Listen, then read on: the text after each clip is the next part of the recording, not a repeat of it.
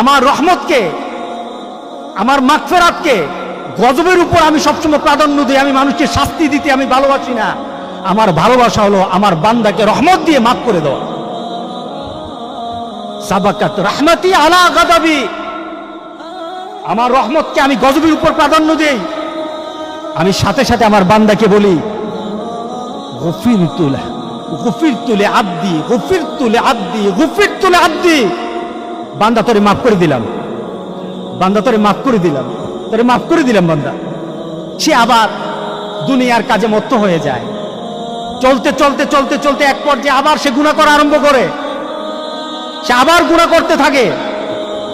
হঠাৎ হয়তো কোনো পরিবেশে বসেছে, কারো কথা শুনেছে, অথবা ভিতরে ভিতরে চিন্তা করেছে আমি অনেককে দাফন করেছি, অনেককে জানাজা দিয়েছি, অনেকের কাফনের কাপড় আমি কাটতে দেখেছি, অনেককে আমি গোসল করাতে দেখেছি, অনেককে আমি জানাজায় উপস্থিত হয়েছি অনেকের।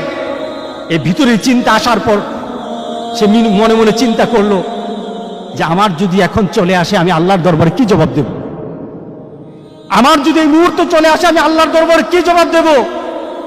এই চিন্তা নিয়ে সে সাথে সাথে আল্লাহর দরবারে হাত পেতে বলে মাবুদ আমি গুনাহ করেছি, আচ্ছা বাজাম্বা আমি গুনাহ করেছি, আমার মাফ করে দাও, আমার মাফ করে দাও। রব্বি আজনাবতু, আয় আল্লাহ আমি গুনাহ করেছি, আমাকে মাফ করে দাও। আল্লাহ সুবহানাহু ওয়া তাআলা সাথে সাথে ডাকের জবাব দিয়ে বান্দাকে বলতে থাকেন আলিমা আব্দি। আবার ওই কথা আলিমা আব্দি, সে কিন্তু এর আগেও গুনাহ করেছে, আল্লাহ মাফ করে দিয়েছে, আবার গুনাহ করেছে। আবার আল্লাহ বলতেছেন আলিমা আব্দি আন্না লাহু রাব্বা ইয়াগফিরুয যামবা ওয়া ইয়াখুযু বিহি। আমার এই বান্দা কি মনে মনে ধারণা করে তার এক রব আছে। কি বলেন আমাদের রব আছে কিনা? রবকে আল্লাহ সুবহানাহু ওয়া তাআলা